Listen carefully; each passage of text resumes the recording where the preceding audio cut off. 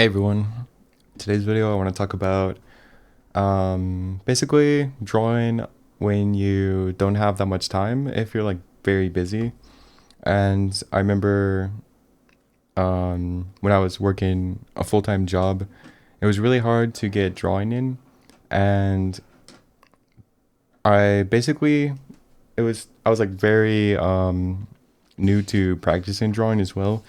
So I would just sort of like doodle whenever I was on lunch break or any sort of break that I had.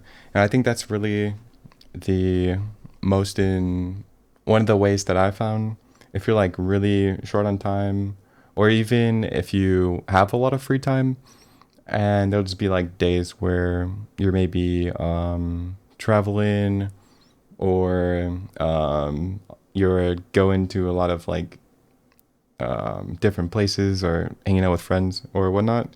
I think really it comes down to kind of, I like to sort of just like do a little bit of doodling or drawing any sort of moment that I can get if I'm like really trying to get some drawing in and I'm short on time.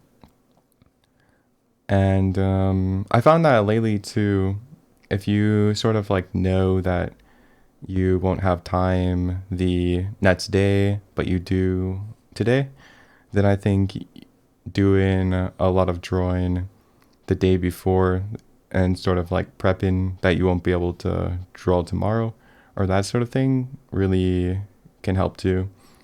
And sort of like if you don't have a drawing schedule, I guess. I don't really have a drawing schedule, but we'll just sort of draw whenever I get the moment. And I mean, if you draw purely for fun and just kind of like a side thing, then it's a little less important, I guess, of how much time you spend drawing, or when you're doing that, you could kind of just draw whenever you feel like it, which is there's nothing wrong with that too, because I sort of do that as well. And yeah, I guess I could kind of talk about too, like in my personal experience, I really like video games too, and video games themselves tend to take a lot of time from drawing. And I used to really think that they were almost contradicting. And I was like, oh, I always felt guilty every time I'd go to draw and sort of choose video games over drawing.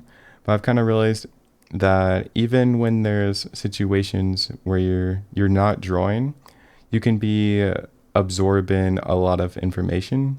And it can also happen very naturally too, as like when I'm watching a movie, I'll sometimes be like, oh, I could probably just be drawing right now, and get a lot of like better practice in.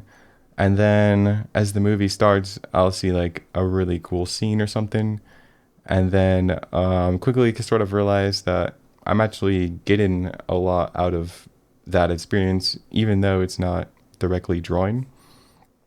So I think there's a lot of situations that are very close to that. And same thing when I'm playing a video game, I'll sort of look at the themes and a lot of the characters, how they're sort of designed, since a lot of things are basically art already, like a lot of cinematography. Video games are literally art, and a lot of cartoons, basically anything you're doing. And even if you're like somewhere where there's maybe no entertainment like that, there still might be some form of nature. If you're in like a waiting room, or I notice sometimes like being at the dentist or like doctor or some place like that where it's very plain, I guess, compared to like a movie for that kind of like stimulation for like visuals and stuff. Then I'll often just like look at the small things, like little pieces of machinery that might be in the room, or maybe just like how the chairs are arranged or the ceilings. And I'll often find like some cool design, or maybe there's like a painting in the room. So if you kind of just like look and observe sort of like your surroundings and sort of like just look for interesting things, I think you'll usually find something pretty cool that you could then use when you go back to draw.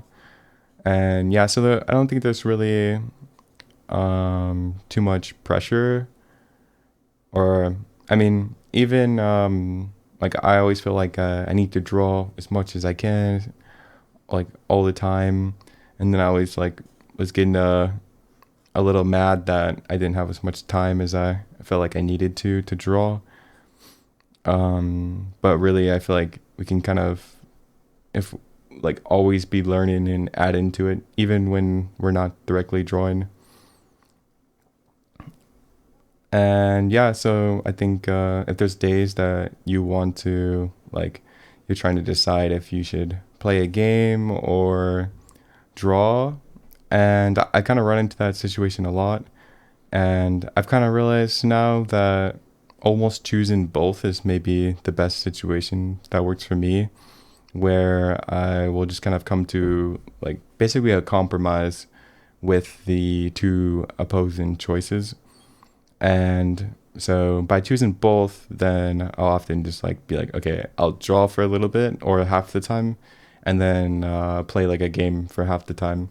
And then that kind of helps with like that initial urge to want to play a game, since it might bring me a lot of enjoyment.